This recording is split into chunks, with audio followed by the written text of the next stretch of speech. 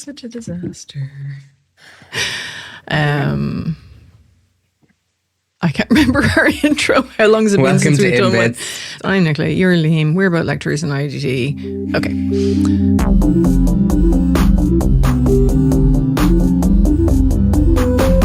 Welcome to In Bits, the podcast that deconstructs our digital lives. I'm Nicola. And I'm Liam. And we're about lecturers in the Institute of Art, Design and Technology in Dún Laoghaire. So, Nick, what are you in bits about this week? I am in bits about catfishing. So there's been a few kind of high-profile catfishing. There's been a few high-profile catfishing cases in the media recently, and I thought it would be really interesting to look at the psychology behind it. So why people engage in catfishing, and a little bit as well on the effects of catfishing on victims, but primarily looking at what it is that makes people engage in catfishing and what they get out of it. Okay, we need a spoiler warning or a content warning. We do. Because this involves deception. It often involves kind of sexual harassment or image-based sexual abuse. The people who have been catfished are often quite traumatized and quite upset by it. So if any of this affects you, then please see the show notes for our mental health resources. Or if you think this will be difficult for you, this might be one to skip. Okay, yeah. So would you like to tell me what you think of when you think of catfishing? I think of someone pretending to be someone else online deliberately, probably because they're afraid to tell the person who they are, or they're engaged in that mystical fantasy and want to actively deceive someone. So that's pretty much it.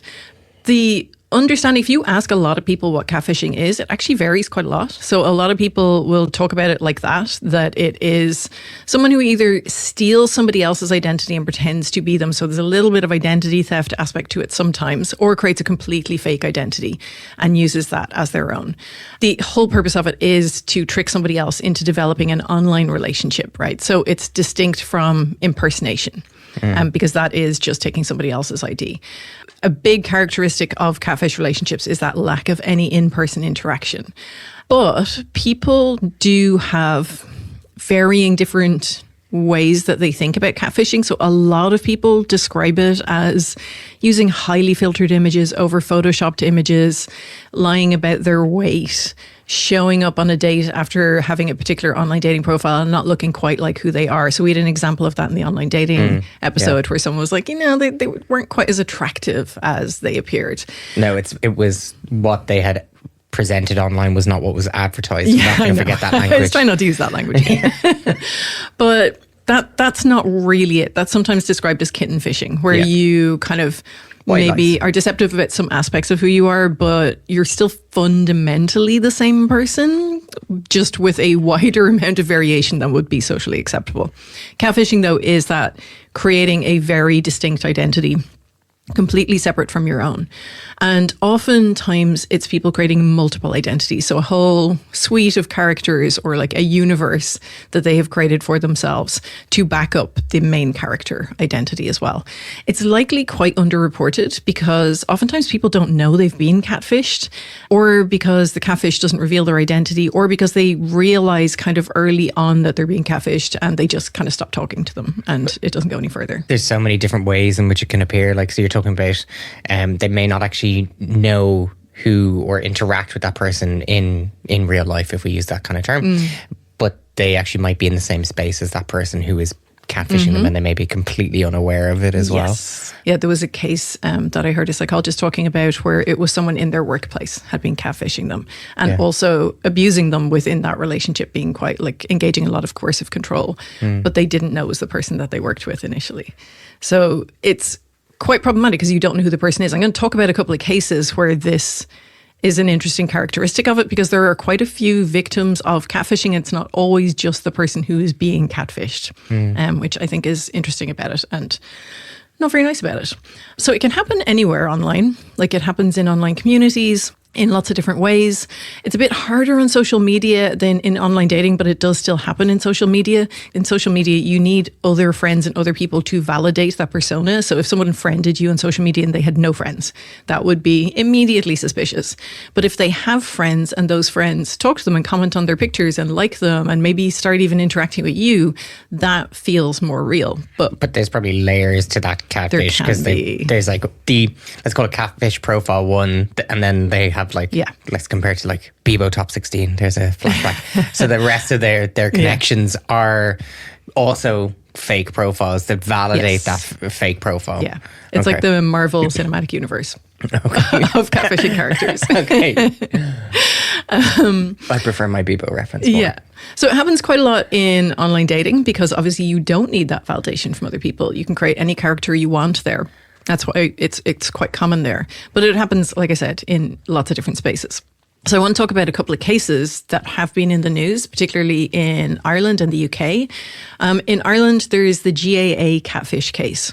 And I will link to the podcasts on this in our show notes and also a news story on it if you don't have time to listen to 3 long podcasts about it, because this is quite the story.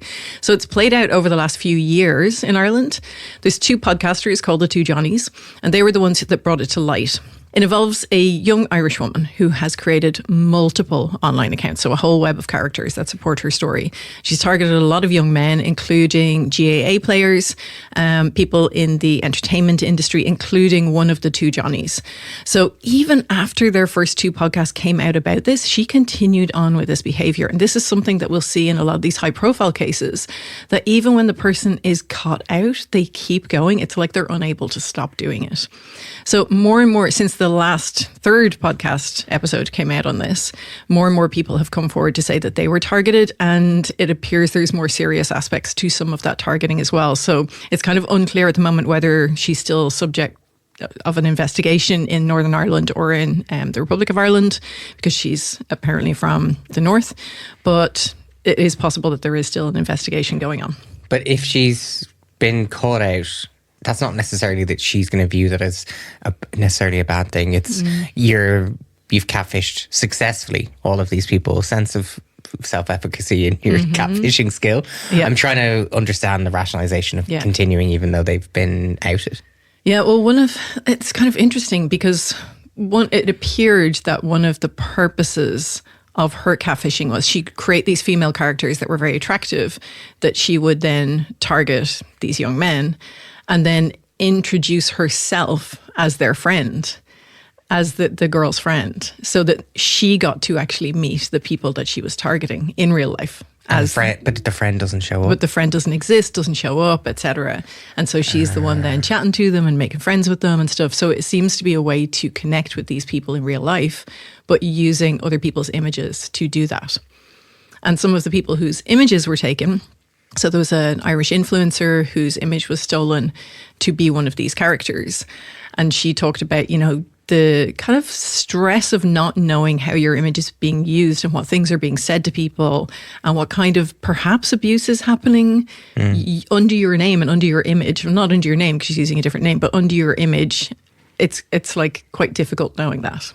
Yeah. I think like we joke about it like amongst my friends where like you see your friend posts on Instagram and their photographs are being used in an online dating profile or something, and they're like, oh, you could have made me a couple of years younger or something, and they joke about it from that perspective. But if someone is stealing your identity to interact with someone else, manipulate that other person, imagine one of these lads came up to that person and it's like, hey, you never showed up to that date, or I can't believe you said that to me. You're also putting their safety at risk. Absolutely. And that leads really well into our next story, but also from other people that I've heard where that has happened, particularly people in the public eye, where someone has come up to them and said, why aren't you messaging me back? Or we were supposed to meet. And they're like, who are you? Which I think is kind of fair enough. Yeah, absolutely. Okay. So the next story is one journalist Ellen Coyne wrote about this. And it's a woman called Evine. She's a producer and actor. And she wasn't catfished herself, But everything about her identity, her name, her images, her job description, her home address were all used by a catfish continuously over about a year. Usually a catfish will steal somebody's photographs, right? But they'll use a different name so that they're not caught doing it. And that's what makes this case a little bit different. When she heard about it first, she laughed it off as well, kind of like your friends. Like, this seems to happen a lot. She talked about her own friends laughing off the fact that somebody had used their images in online dating as well. This seems to be quite a regular occurrence. But this catfish was a bit different. It went a lot further. They didn't just use her images, they used her real identity. And then more and more victims kept finding her on Instagram and messaging her because they had used her real identity. First, they were just letting her know that someone was using her identity, right? They realized what had happened. But then some of the messages were much more distressed. So it was quite clear they were being treated very badly by this person. Because it was going on so much, she started reporting these profiles. They were on dating apps, Hinge and Tinder and so on.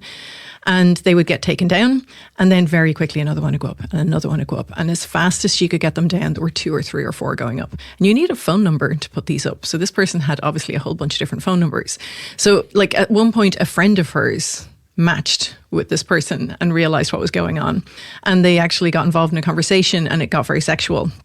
And she was really uncomfortable that her image and her identity was being used in this way. And in a creepy, weird way. She also had a conversation with the person herself, trying to figure out who they were. And again, the conversation kept going back to that sexual stuff. And she found it really distressing, knowing that people would think it was her. For a start, she was in a relationship, so that people would see her on there and think it was her. Her friend kind of arranged to meet the catfish for a date to see where they might suggest. And it was in the cafe right beside her house. And this was during lockdown. This was basically the only place she went. So she felt like if she went in there, people might be waiting to meet her for a date when she went to get her coffee. But was that catfisher trying to target her in that? You start to report those profiles and get those profiles taken down. And they it's keep not a doing coincidence that they're using that cafe. And the first response I would have would be ring the guards. They did, and it's not illegal. Nothing she had done at that point is illegal. And that is one of the problems we have. I'll talk a little bit more about that in a sec. Okay. But this kind of behaviour isn't actually illegal. We don't have a catfishing law in Ireland at the moment.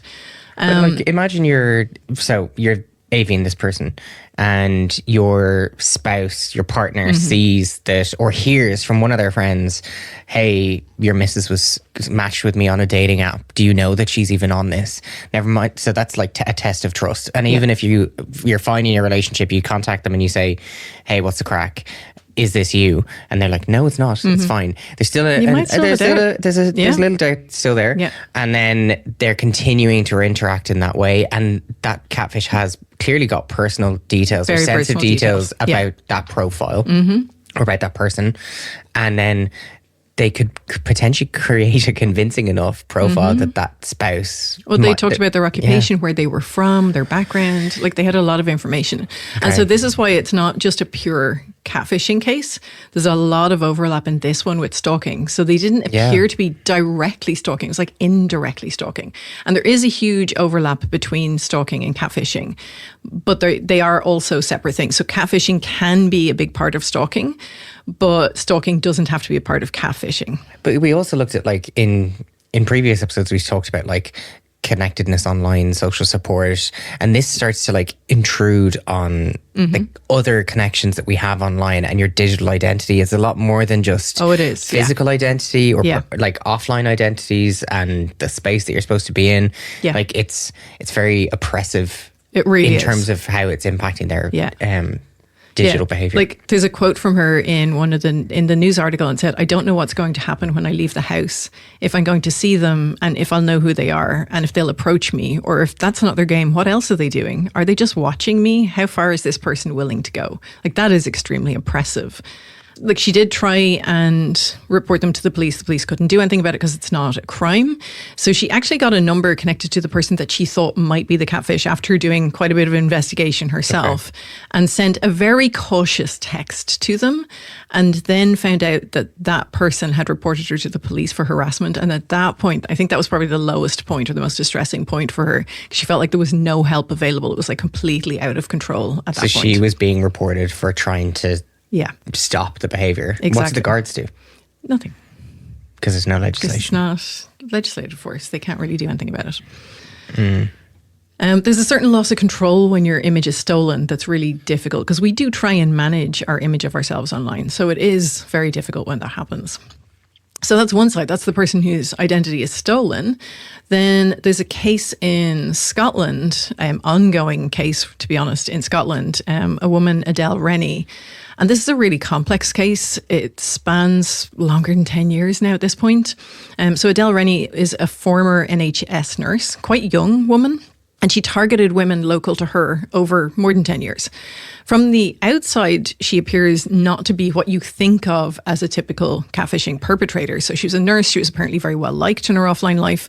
But she created multiple characters and aliases and targeted potentially hundreds of victims. Where were the victims from? They were how did all she from the source local them? area in Scotland. So they're not like former patients or... No, Okay. not that I'm aware of anyway. Like, how sinister do these layers go? Yeah, Okay. no. It's sinister enough without it being that. Yeah. Her first court trial was in 2017, and she was jailed for nearly 2 years after admitting to 18 offences against 10 women, dating back a number of years at that point. It was about 5 years at that point. Then just 2 years later, she was sent to prison for a second time after she targeted a further 3 victims that are known of. And she used things like voice-altering apps to change her speech so she could pretend to be a man. And she had a bunch of different aliases that she was using. And she did this despite being under strict notification requirements as a registered sex offender. I have so many questions. Yeah, I know. So firstly, you said she's a registered sex offender. What is that related to what she was doing in her catfishing behaviour? Yes. So she manipulated and coerced victims into sending intimate photographs. And then she used them to blackmail them and threaten to expose them if they attempted to break off contact. Lovely. Yeah. And in terms of the type of catfishing behaviour, was it like she was impersonating females all the time, males? What happened? So the main characters, her main aliases, seemed to be all male, but there were also female supporting characters. So she would get in touch with somebody as a man, and if they got suspicious or if the person broke off contact, she might get in touch with them as a friend of the man who was a woman to say, oh, give him another chance, he's so great, you should really try going out with him again.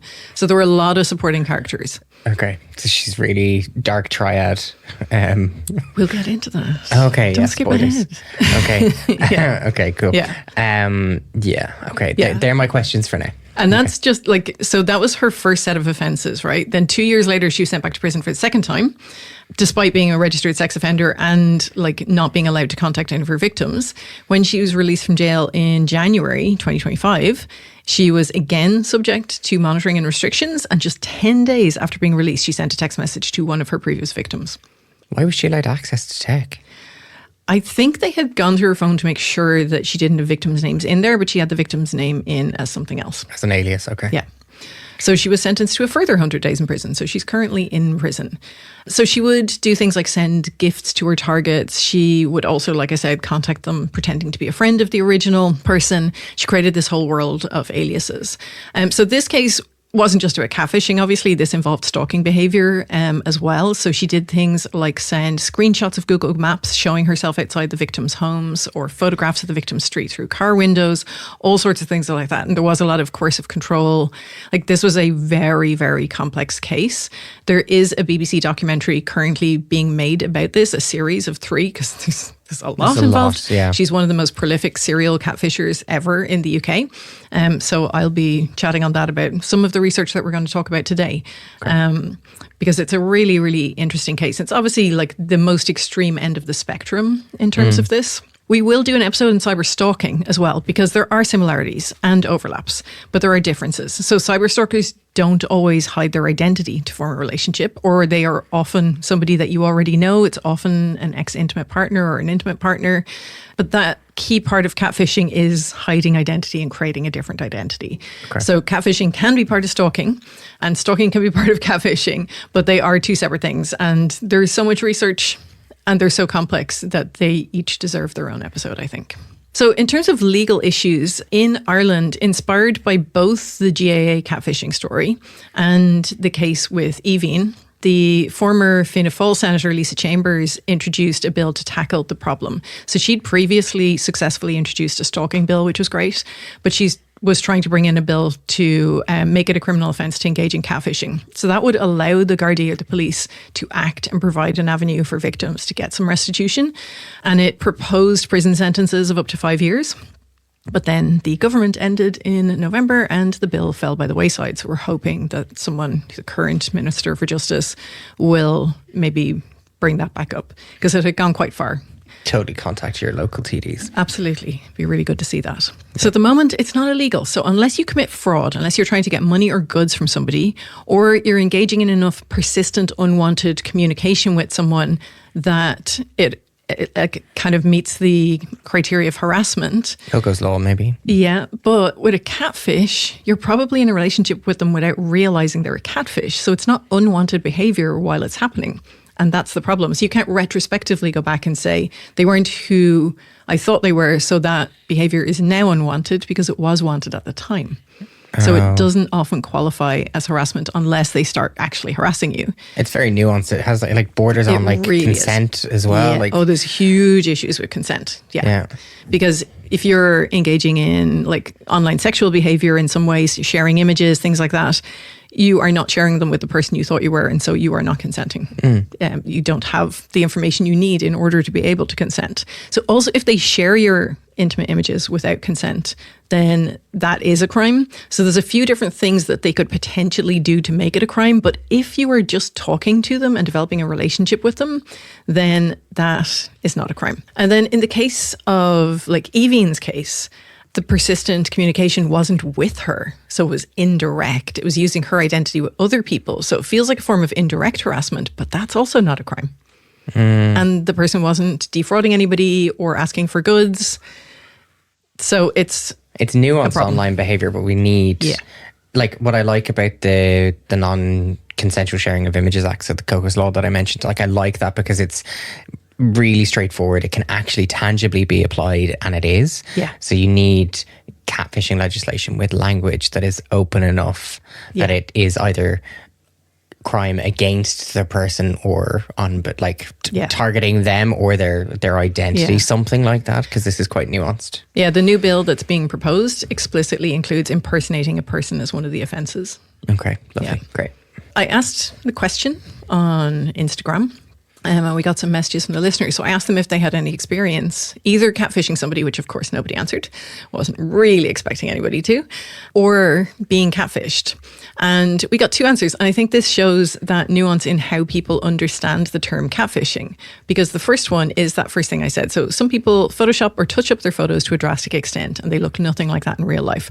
And it is to an extent, but they are still putting themselves forward as themselves, just a very, very good version of themselves. They're not pretending to be an entirely different person, even though it might feel like it when you show up on the date.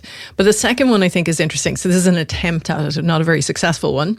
They said, I have a calorie count app, which has a community function where people can support each other. And surprise, surprise, I was contacted by an alleged surgeon doctor who was working in Gaza, and in brackets, and had time to contact a random woman who was just counting calories. The contact felt like online dating first messages. I did a reverse search on his picture, and the picture was of some doctor with online presence on social media. I just blocked the guy. Such a weird place to try and do flirty dating. And it's like, because it's through like a health-based app, they're pretending to be a doctor. And then the persona just fails because they're a surgeon in Gaza, and you've just stolen a really obvious image. Yeah. The setup is kind of like a romance scam, as in it's, a person situated abroad so they can't meet you, and they're in a prestigious job, a surgeon. And then they're in Gaza, which kind of gives them like some sort of backstory that's like quite heartrending, and you've got some empathy with them and all those kind of things. And the fact that they're doing it in something like a calorie count app means they don't need supporting characters. So it's not on social media as such. So I'm going to talk more about romance scams in another episode because I get to do all the dark ones. There's just too much. There's heavy elements of like disinhibition in this. Stop getting ahead of me. Okay, sorry. It's literally, that's my next point. Okay. So there's different kinds of catfishing. Like there's different motivations and reasons for doing it, which I will get into. But let's talk first about what it is about the online environment that makes it possible. So there's lots of similarity to trolling and harassment and the other online toxic behaviors that we talked about in those episodes. So the idea that online we are missing a lot of the nonverbal communication that we have in face-to-face situations. So you don't have all the bits of information, all those cues that you normally have, like facial expression, tone of voice, pitch of voice, body language, all of that. And that means that you aren't getting a lot of the information about the other person, and they have more control over what information they can give you. The fact that it's asynchronous, the communication isn't happening instantaneously, means that they have more time to edit and think about what they're sending. And they can create a better version of themselves or a better version of the character that they're sending to you. There's also aspects of moral disengagement as well. We're able to disassociate from them too. Yep. Absolutely. You totally hate me for saying getting ahead of me. Okay. But yes, there absolutely is. Yeah. But we talked before about hyper-personal communication as well, I think in online dating and in trolling and harassment maybe. But hyper-personal communication is where you can have heightened feelings of intimacy and emotion online. And catfishers absolutely use that to their advantage. So people are more likely to self-disclose information about themselves, which they can then use to kind of leverage to develop a relationship with them, to get this feeling of intimacy so that they're sharing. They might share images. They might behave in a way that they might not offline. So all of this. So that online disinhibition is where you might do things online that you wouldn't offline. Your inhibitions are a bit lowered.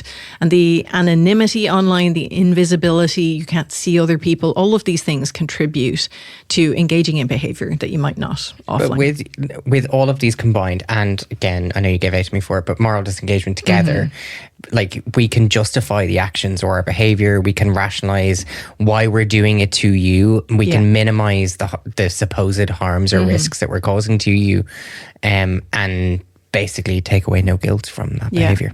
What's really interesting about a couple of those cases, and particularly the Adele Rennie case, so you would think with online disinhibition, like the invisibility aspect of it means that you can't see the victim's reaction.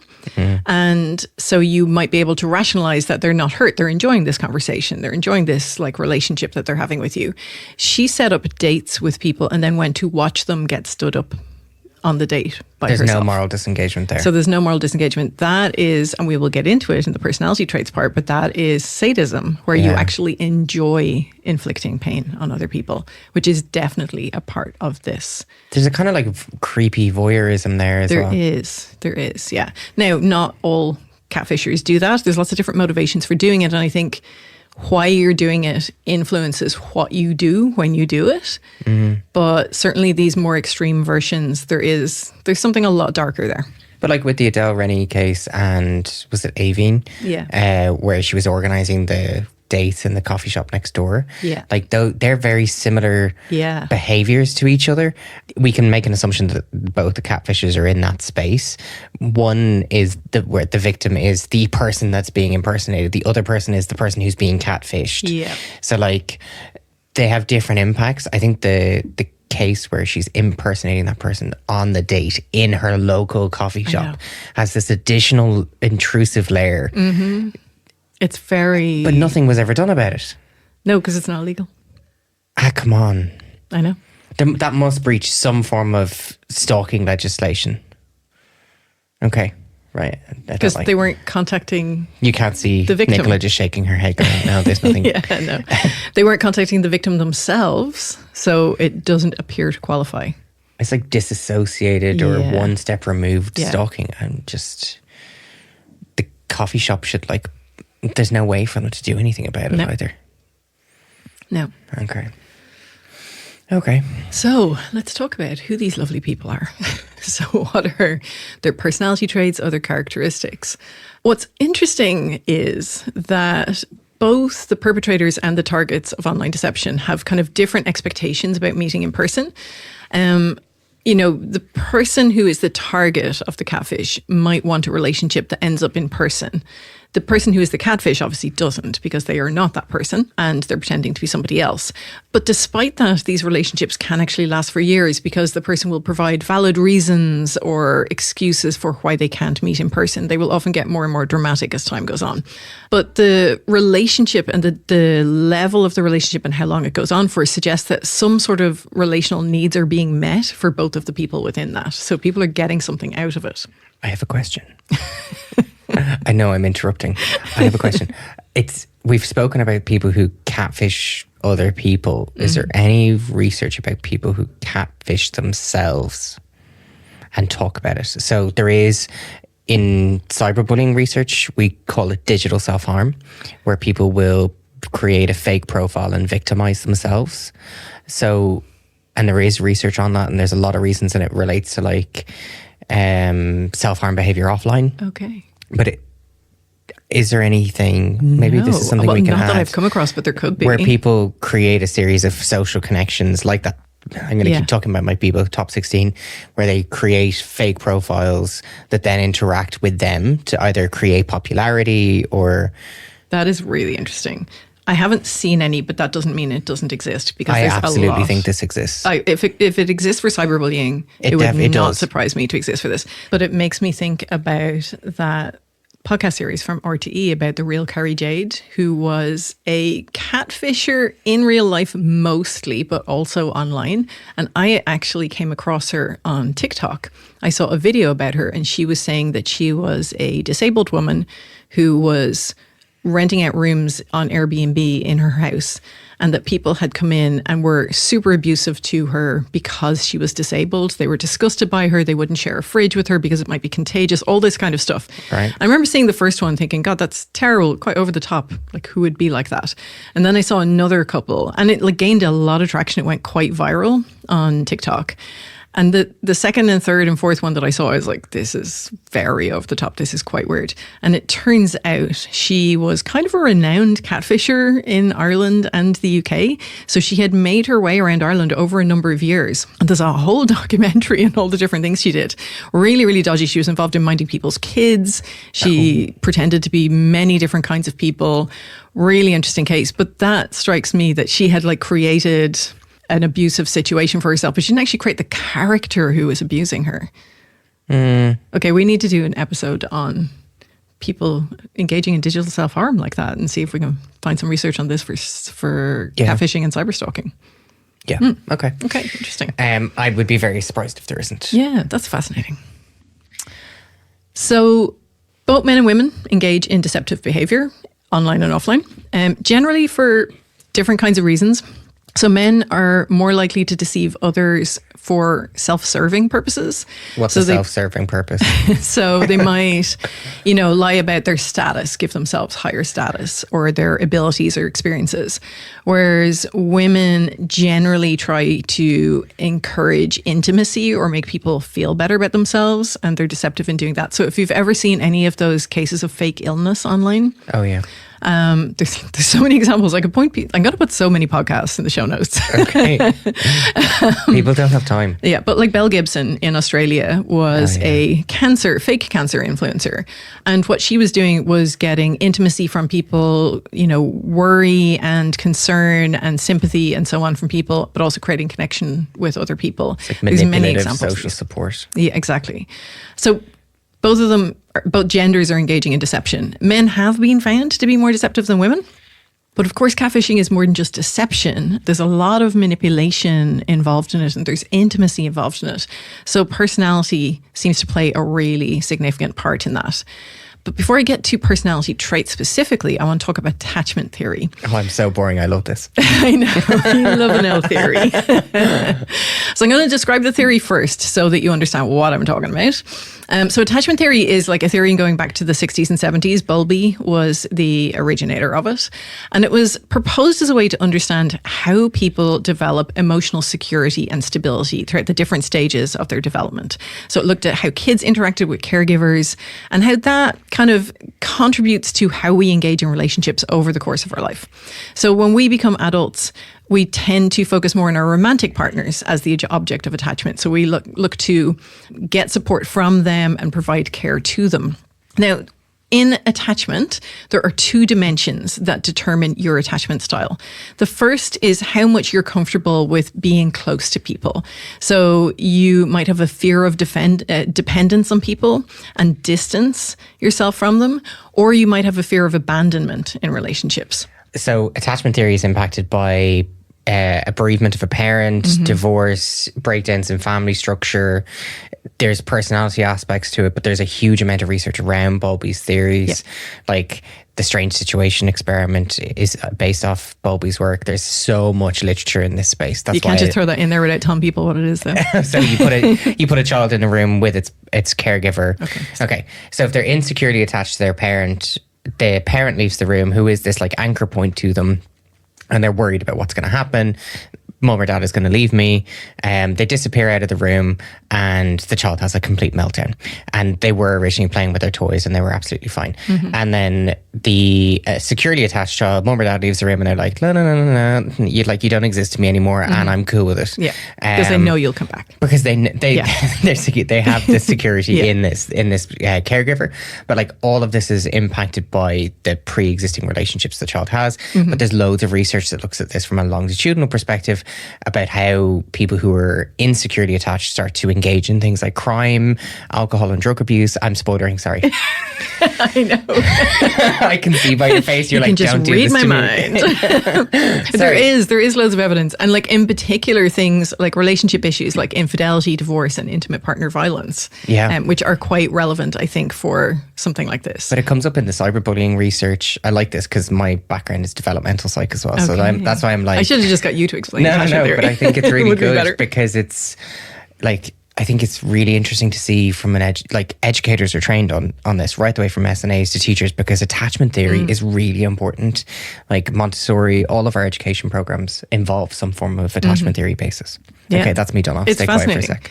And I think it's really interesting looking at attachment theory in the case of cyberstalking perpetration. Yeah. They've also looked at it with victims as well. Victims tend to be securely attached because they're looking for a connection, but it's the perpetrators who appear not to be so securely attached.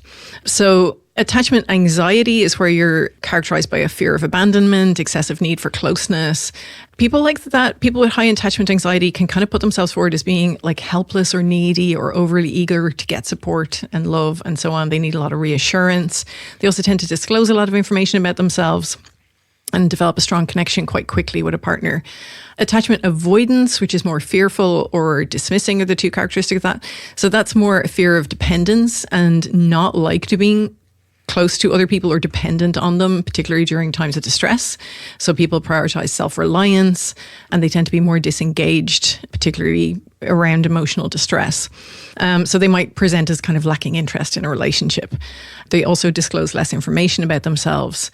And that low self-disclosure may increase the potential for deceiving partners, right? What this research looked at was attachment theory in catfishing to see what characteristics they found in the perpetrators. And they found in this study, again, men are more likely to be the perpetrators, women are more likely to be the targets of catfishing. And quite a few studies have found that. Attachment avoidance was a predictor of catfishing status. So avoidance, though, wasn't the main thing. Anxiety was the most significant aspect of attachment theory in predicting catfishing status. Avoidance was only significant when both avoidance and anxiety were high. So where someone had a fearful attachment. Okay. So in other words, if you have that fearful style, then you might experience the fears of abandonment, but respond to emotional distress by withdrawing instead of seeking proximity with other people, and withdrawing by creating this deceptive character in order to create connection. There's also like a protective element to it. Yes, absolutely. So like this might kind of inform how clinicians and psychologists work with perpetrators and targets. So looking at it through that attachment lens, maybe it could be treated as like an attachment injury. So working to understand what the underlying emotional needs are behind that to help somebody deal with that and then not catfish again. But I think it's an interesting look at perhaps what's going on with some of the people who are engaging in this. So then moving on from that, let's talk about personality traits. You will have heard these traits before in our trolling and harassment episodes. These are the dark tetrad of traits, psychopathy, sadism, Machiavellianism, and narcissism, you will be hearing about them again because these are involved in so many toxic online behaviors. They characterize just so many things: cyberbullying, cyberstalking, catfishing, trolling, harassment, so many things. So you'll definitely be hearing about them again. So there are 4 subclinical personality traits. In other words, they are not like, it's not someone being a clinical psychopath. These are all personality traits. We are all somewhere on the spectrum of these personality traits. But if you're higher in these traits, you're associated with more antisocial and immoral behavior. All the traits share some similar characteristics like low agreeableness. So you're more irritable, less likely to get along with people, and high malevolence. Psychopathy is kind of a blatant disregard for social norms. So someone who's quite callous, has a lack of remorse. Sadism is enjoyment in causing pain to other people. Like that can be psychological or physical pain. Machiavellianism is more cunning and manipulative and exploitative. And narcissism is someone with a heightened sense of entitlement and egoism. In comparison to women, men tend to have higher levels of the dark tetrad traits in general, particularly psychopathy and sadism. And does it vary for catfishing behavior? That is where it gets interesting. These traits, except Machiavellianism, surprisingly, are present in people who are catfishers. Machiavellianism isn't, so wanting to manipulate people. Yeah, now it could be down to some characteristics of the study. The researchers were quite surprised to find that they didn't find Machiavellianism because it's manipulative, and catfishing is inherently quite manipulative. But they figured that there might be other things going on which prevented that happening. People who are higher in psychopathy are generally just more hostile towards other people. And that also makes them more likely to deceive other people as well.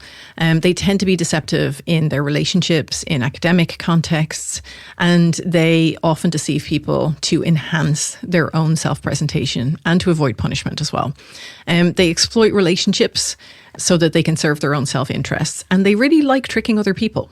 So they purposefully manipulate and dominate other people.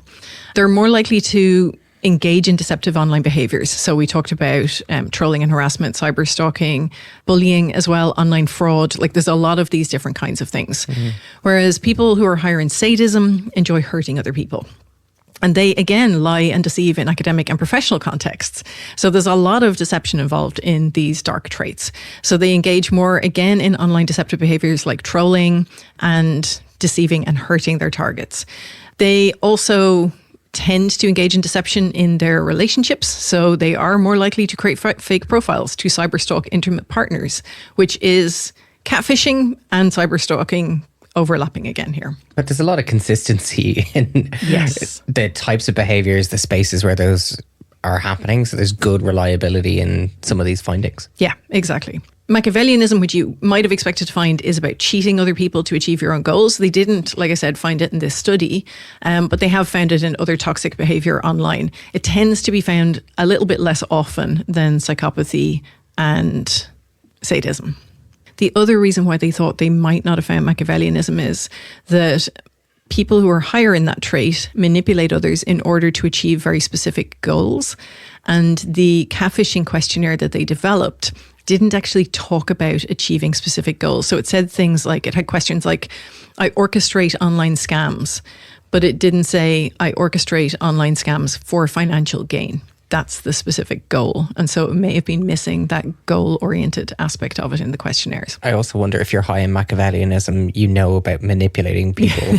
And therefore you're manipulating the researcher in your response with a socially desirable answer.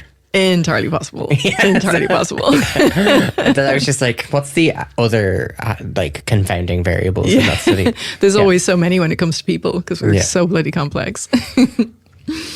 But narcissism was found in this study, and that doesn't really surprise me because when you think about catfishing, it's about having complete control over the identities that you create and having a lot of control over other people. So like people who are higher in narcissism generally do engage in more deceptive online self-presentation. So they're trying to make themselves look better, get more attention, attract people. And they do it to improve their own status, to be more dominant over people, particularly if they're feeling inferior. So when we get into the motivations, you can see how this definitely plays a part. It's like developing a sense of self online through your interactions, trying to improve your self-esteem through generally being a terrible person. Yes.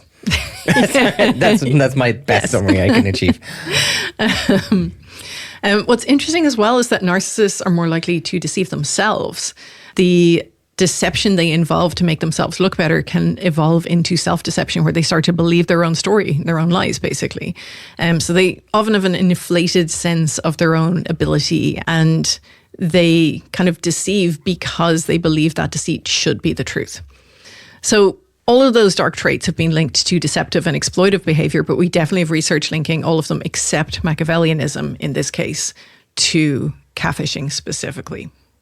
So quite a few studies have looked at gender and the dark traits and found that gender was a factor. So this particular study we've been talking about, gender was a factor, and men were generally more likely to be catfishes. But when the dark traits were introduced, they were much more important than gender. So what happened was, at all levels of the dark traits, men were a bit more likely to catfish. But at the higher levels, women were as likely or more likely to catfish than men. So it sort of evened out over the whole range of people. So women who are lower in those dark traits are less likely to catfish. Men are just are more likely to catfish across the whole spectrum. And everybody's more likely to catfish if you're higher in those traits. But why at the lower levels is there a gender as a factor? Because men are just more likely to lie than women in general, in life, offline and online. Thanks. Yep. Sorry. I have no response. So what is it about high psychopathy that might make people engage in catfishing, right? So it's an opportunity to exploit other people, to completely disregard any pain that you're causing them. It's anonymous, so it lets you get away with it. And like some of the characteristics of psychopathy are very impulsive, destructive, and unremorseful. So it kind of makes sense how that links into catfishing behaviors. And then I think for high sadism, it pretty much goes without saying, if you enjoy inflicting pain on others, then it kind of explains why you might enjoy hurting other people through creating a relationship that they cannot possibly fulfill. But do catfishers also minimize their behavior or the resulting consequences of their behavior as well? So that like if you're lower in sadism, you could potentially might do those kind of rationalizations. Yeah, possibly. But those who are higher in it, they enjoy ridiculing and embarrassing and harming other people. The coffee shop example. The coffee shop example. Both of the coffee shop examples. High sadism. Yeah. I think that like I can't understand. I can't let go of the Machiavellian aspect, because I assume that for someone to be that calculated to organise dates in your coffee shop next door, absolutely sadism must be through the roof. Yeah. And psychopathy is probably through the roof as well. There's so much calculation in that behaviour that I can't see where Machiavellianism won't apply. I know, yeah. So there's some earlier research from about 10 years ago that found men catfish generally more often than women because they tend to experience just less guilt about it, and they tend to deceive for more selfish and self-serving reasons. But the way that catfishing was defined in some of the earlier studies was that more general definition about lying about your age or whether you have kids or things like that in a dating profile, rather than creating a completely different character. So I think it's interesting when you get into the more explicit catfishing criteria. I think that behavior is a little different to just general deception. So we know what kind of people they are. Delightful. But why are they doing this, right? Because there's plenty of people who are a bit higher in dark traits who aren't catfishing people. The most common form of catfishing is actually romance scams and things like sexploitation. I'm not going to talk about them here. I'm going to come back to those, but they are actually the most common. So financial reasons are the most common reasons for doing this. But then there's lots of other reasons as well. So Anderson and colleagues in 2019 did a really interesting study where they did a systematic review of all the research on deception in the online world. And it looked at different kinds of cyber deception as well as the perpetrators. So even though it's not specifically necessarily about catfishing in every study, they looked at a lot of different kinds of deceptions. They looked at things like Munchausen by internet, which is pretending to be ill online or pretending maybe that your child is ill online, theft and fraud, deception in virtual communities, and scams, and including romance scams. So even though it's not specifically catfishing, there's a huge amount of overlap with the catfishing research. And in particular with the research that's slightly less on solid ground. So there've been researchers who've looked at Catfish, the TV show, and analysed the motivations for people engaging in catfishing in that. Now, one of the reasons that's not, it's really interesting and I think it's really useful research, but because it's a TV show, the stories are curated, and even though it's a reality show, we know they are curated. They decide which stories they're going to focus on, they decide how they're editing them. You get certain parts of the story, you might not be getting other parts of it. And so you have to be very cautious in interpreting those stories as full and complete. It's not a representative sample. Exactly. That's the term we would use. But what is really interesting is that a lot of the themes that emerged from that research overlap a huge amount with this research on online deception. So I think it's really useful to look at. So they found 6 themes around why people are motivated to be deceptive online. Acquiring attention and sympathy, a response to negative childhood experiences, which kind of links back into what we were saying before. Yeah. And we'll talk about each of them in turn. Preserving identity and presenting your true self, to cause intentional harm and pursue personal enjoyment, to exploit people materially, and deception is a stress reliever in response to life strain. Okay. So I'm going to talk about each of those, but I just want to say that this kind of comes from incentive theory. So deciding to be deceptive, you try and balance the cost of doing it versus the reward that you might get from a successful outcome. In other words, if the reward is financial gain or satisfying your need for attention, it's possible that the online environment makes people feel like the cost of doing this might be lower because of anonymity and invisibility. Your fear of getting caught might be less. I'm going to go back into developmental psych for just 2 seconds. Okay. So incentive theory, so you kind of touched on it. This is post-operational thought. So according to Piaget, so it's like in terms of developmental theory, you should achieve post-operational thought. So this is like, I know if I engage in X behavior, Y is going to be the outcome and Z is going to be the potential consequence. So post-operational thought, we should be able to do this. Pre-operational thoughts are like a younger adolescent. So if they engage in catfishing, we can say that they're not potentially able to fully see the outcome of their responses. So they don't see consequences as well. Yeah. And they get it to a point. So it's like, I can go to mum for X or I can go to dad for it, and I potentially will know the outcome of that response. Yeah. Whereas your prefrontal cortex is developed around about the age of 25. So I should at that point be able to go, I'm going to catfish someone. This is the behavior. This is the outcome of that. And these are the potential consequences that should happen as a result of it. Should. Okay. Yeah. So the first theme, acquiring attention and sympathy. I think you see this around a lot of the people who fabricate an illness in order to receive care or sympathy or social attention from people. So sometimes, like from some of the cases that we've seen, it's a means of coping with a genuine psychiatric illness sometimes, but not always. The deception around things like that might be masking other issues or meeting psychological needs that aren't being met elsewhere. This could be the digital self-harm or self-catfishing aspect, maybe. Exactly. This is one of the strongest motivations in some of the studies for why people create a false persona online. Okay. So they're basically looking for connection and meeting their psychological needs. The second theme is the one in response to negative childhood experiences. So, for example, we talked in the social support episode about ACE events, so adverse child experiences or childhood experiences, in childhood, and they have long-term impacts. So some people might be trying to fill in the gaps in their relationships and interpersonal interactions and get emotional connection in a way that wasn't available to them then, and try to compensate through creating characters that they can connect with other people. That's not going to be successful. No. It's Sorry, not. I don't know why I'm whispering. It's not going to be successful. No. Well, it's not going to fully meet your needs because you're like, one of the ways that we form connections with other people is through authenticity.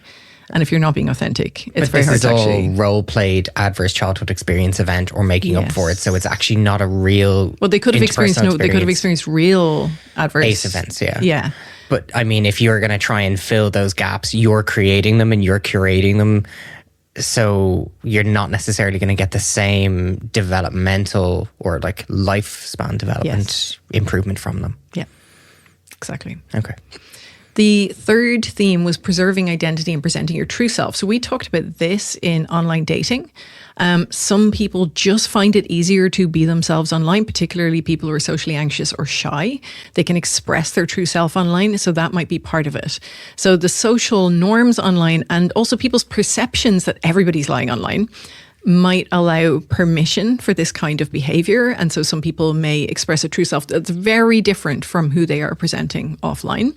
So it could be for a number of different reasons, though. It could be self-promotion, it could be preserving their reputation. So they might actually want to communicate something deviant in their behavior or about themselves, but without any retribution. So they're doing it through a false persona, but it might be a part of who they are. And when you think about the dark traits, that might be part of it. Or they might be just trying to explore their true self. But that really relates back to why potentially men engage in this behavior a lot more. In the research you spoke about men previously, all of these behaviors align to men more so than women. More reputational concern and preventing damage and so on. And self-promotion. Yeah. With this theme in the TV show Catfish, there were quite a few examples of this where particularly somebody could not be their full self in the offline world. So, for example, they were exploring a gender identity or a sexual orientation that they weren't allowed to express in the offline world. Okay. And so they were trying to be themselves and connect with somebody else in their authentic self, but they were deceiving the other person by doing that. I've seen so many of those episodes. Yeah, I haven't seen them. I've seen so many.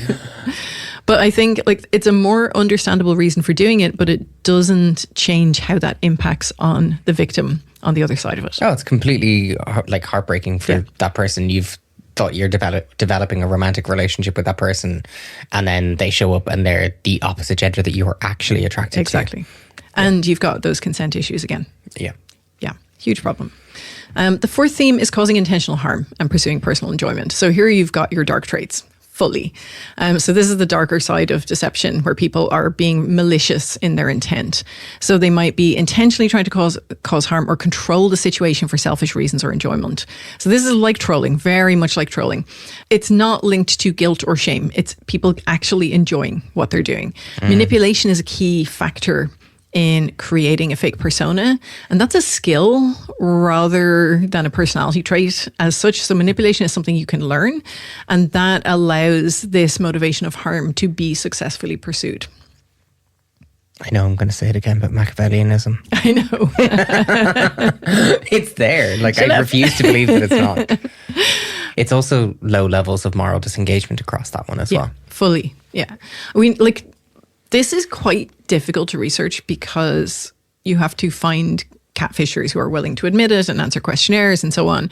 They are people who are not concerned with other people, who are quite hostile towards others. They're not altruistic. People who are altruistic are more likely to take experiments and surveys. So it's quite difficult to actually get people to do it and be honest, because they're also inherently more dishonest people. Unless there's this narcissistic sadism where they're similar to the research that was conducted around serial killers and trying to get them to talk about their cases and their behaviors to actually understand them, some a case study approach. Yeah. So the fifth theme is exploiting people for financial goods or material goods. This is often not the initial reason for deception, unless it's romance fraud, in which case it absolutely is. But in a lot of cases, it's not the initial reason. But it may become a reason as the relationship with the victim evolves, and then they realize the connection they have allows them to leverage them for money or for other things as well. And then the sixth theme is deception as a stress reliever. This is where someone might be involved in multiple high strain roles. So being a caregiver, homeowner, having a difficult career. They've got a lot of external stressors, and they engage in deception because it relieves their stress.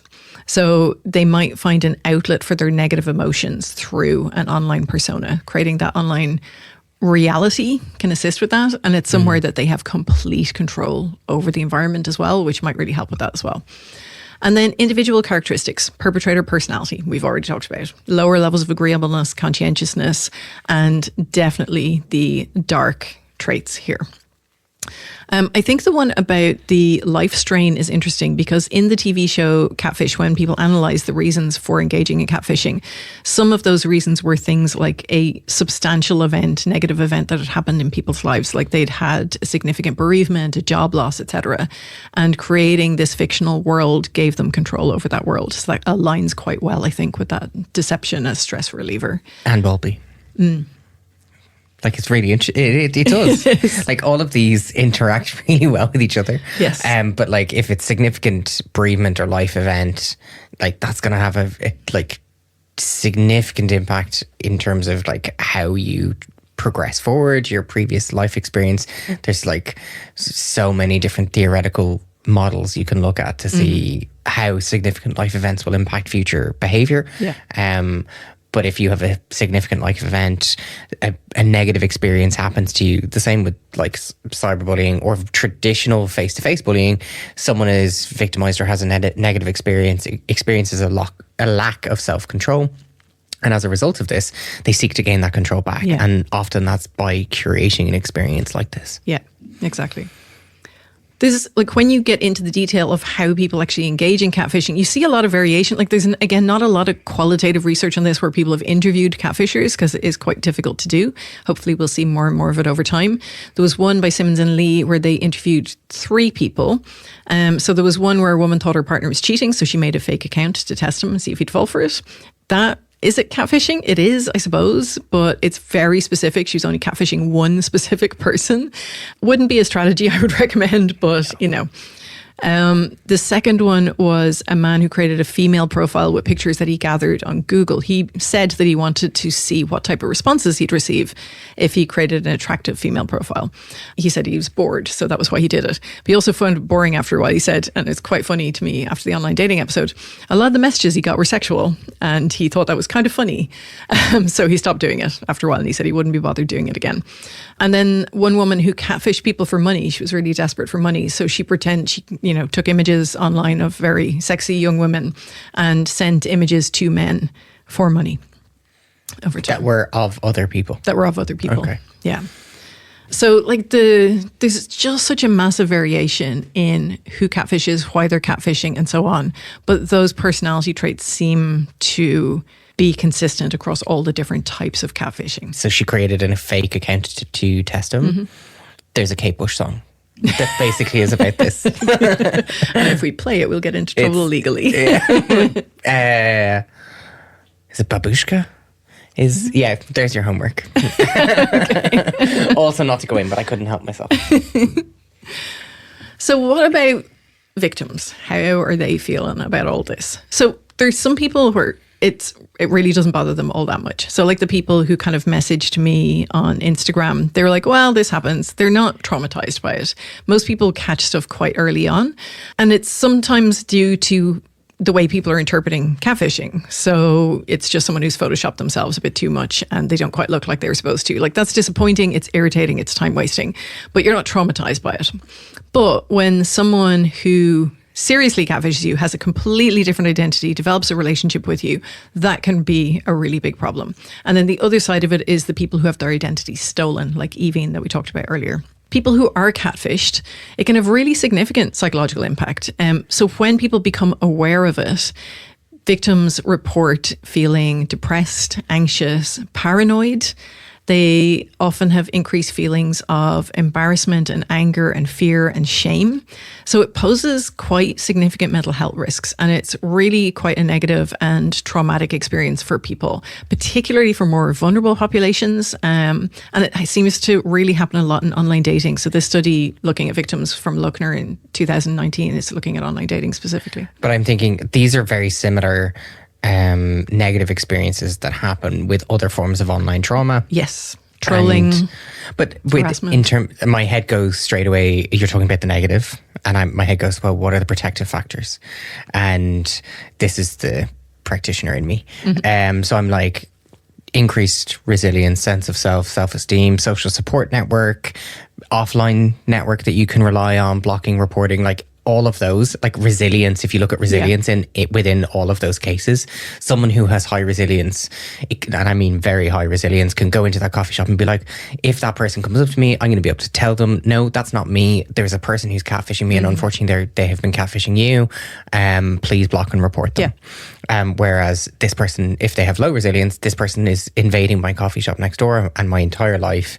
And that's going to have a significant impact. Now, in that particular case with Evine, it was women that the catfish was targeting. So it was bisexual and lesbian women that the catfish was targeting. If that was men, even with high resilience, I don't know if I'd go to the coffee shop to tell men that someone else was catfishing them, because they may not believe you. They may feel that you're just rejecting them in a way that's indirect. Yeah. And men don't often like being rejected face to face. Which is, I think that's fair so enough. It's a safety issue. Absolutely. But I mean, the resilience factor is important. Oh, it is. With all it of is, those. absolutely, yeah. So we talked about the consent aspect of it. So you're engaging in a relationship, potentially a sexual relationship, because a lot of catfishing is about romantic relationships. And when the person isn't who you think, you are not able to give consent because you do not have the information you need. Obviously, when it's romance scams or there's fraud involved or they're trying to get money out of you, then there's financial loss that goes with that. And it's a clear crime. Yeah, exactly. At least in that case, it is a crime. It's very, very common. So a number of studies have found that in or around half of the people studied have had an attempted catfishing attack on them. Now, that could be like the one on the calorie counting app where you immediately go, yeah, that's not real. But it just means it's very, very prevalent. It's very common. And again, bear in mind those differences in definitions. So that could be someone showing up on a date to someone who doesn't look exactly like they thought they were and thinking it's catfishing as well. There could be overlaps between catfishing and phishing as well. Yeah. Oh, yeah. And romance scams. Yeah. The kind of red flags to look out for are things like not video chatting, right? So they may have a really good reason why they can't meet you in person. They're in a different country or whatever. They'll often, if they're supposed to be local to you, there's often illnesses, accidents, car crashes, hospital visits, things like relatives dying that mean that they can't come and meet you. If that's happening more than once, then that is a huge red flag. They'll lie about their demographics. They might, if anyone asks you for money and you haven't physically met them in person, that is a significant red flag as well. I'm laughing, but I'm like, if someone was to ask me for money that I had never met before, I'd be like, no. Well, that's the thing. So we haven't talked about romance scams yet, but that's one, like if your partner asked you for money, you would, if you had it, you would give it, right? Because you'd want to support them. With romance scams and with some of these catfishing scams, you have been groomed over a long period of time, potentially a year or so. You feel like this person is your partner. And so when they ask you for money, that doesn't feel like a violation of social norms. It doesn't feel like giving money to someone you've never met.